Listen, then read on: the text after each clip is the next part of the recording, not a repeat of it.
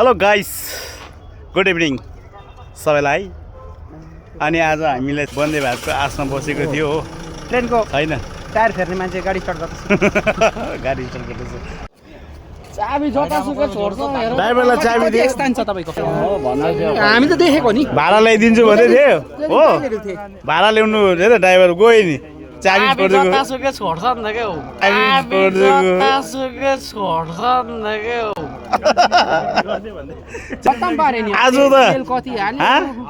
साथी आज त के अरे वन्दे भारत होइन अघि गन्दे भारत।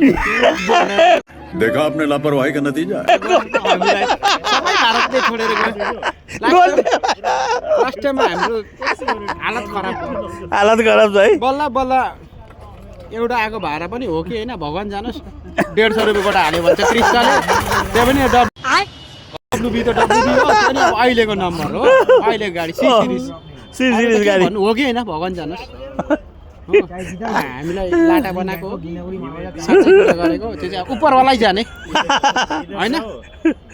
के त आजको गन्दे भारतले गर्नुसम्म गरे गन्दै बनायो नि साथीहरू।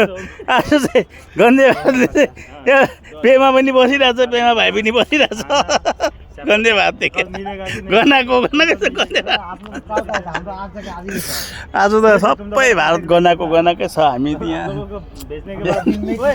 बिहानदेखि वन्दे भारतको आसाम बसेको। बन्देले छोडेर गन्दे भइसक्यो।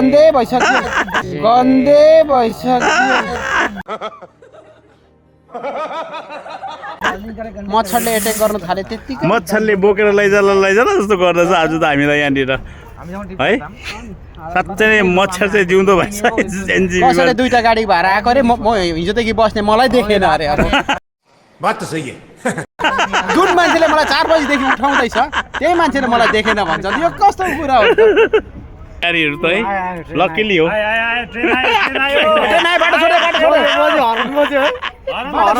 बाटो छोड्यो। ट्रेनको हर्न बज्यो। मान्छे चाहिँ आउँदैन, ट्रेन मात्रै आएको। मान्छे चाहिँ आउँदैन, ट्रेन मात्रै आएको। ट्रेनको टायर बिजोग छ। त अब ट्रेनको टायर पङ्चर भएर चाहिँ ट्रेन नआइपुगेको कारणले गर्दाखेरि चाहिँ उहाँ चाहिँ अहिले रुँगेर बसिरहेको छ, सकमा छ। डिप्रेसन हो होइन र, भित्र बसेर फोन चलाउँदैछ डिप्रेसनमा।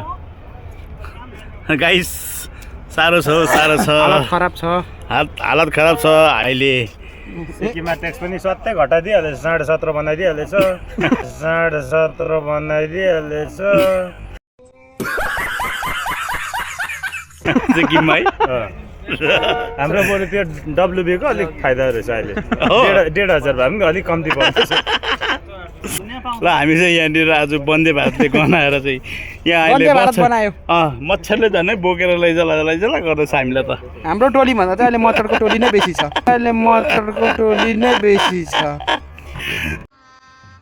गजब बेइज्जती है। हो नि, बेसी रहेछ है मच्छरको टोली।